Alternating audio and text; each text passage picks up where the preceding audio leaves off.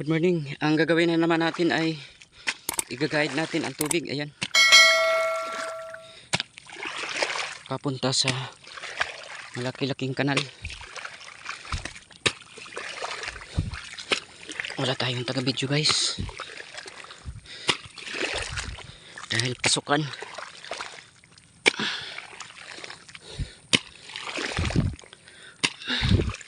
Kumbate lang tayo. Ayan. Doon natin ipapalabas. Ayan. Sa malaking drainage.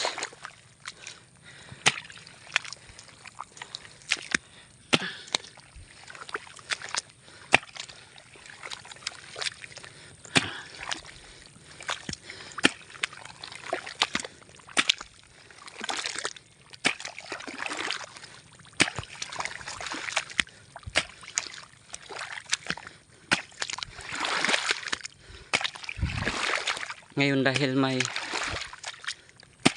drainage na tayo dito sa dulo, i-connect natin itong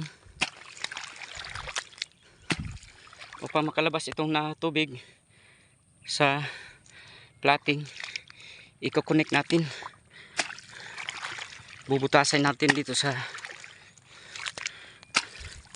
dulo. Hinihingal tayo guys dahil habang nagbibideo tayo, ang isang kamay natin ay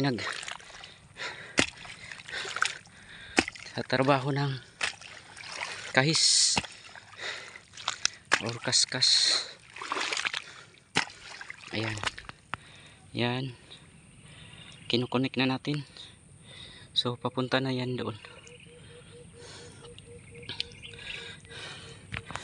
Mahirap pag wala tayong kasama.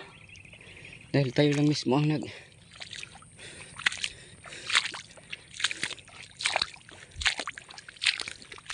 bibidyo tayo pa nagtatrabaho. Ayan. Pero laban lang tayo guys. Ganito talaga sa farm, sa sakahan. Magka hirap-hirap man, tatapusin natin talaga to dahil hindi tayo makapag-direct pag hindi makalabas lahat ang tubig. Ayan, sa drain na.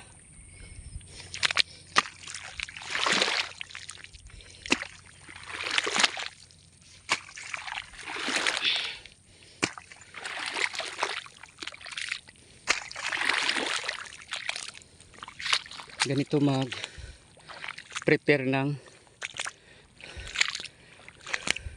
direct seeding.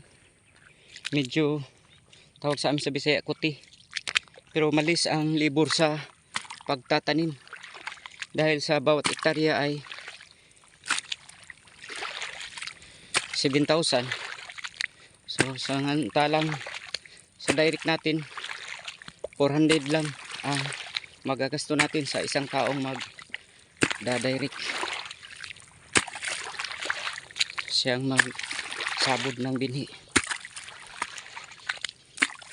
So, tayo ang taga gawa ng kanal, taga pagpadrin ng tubig.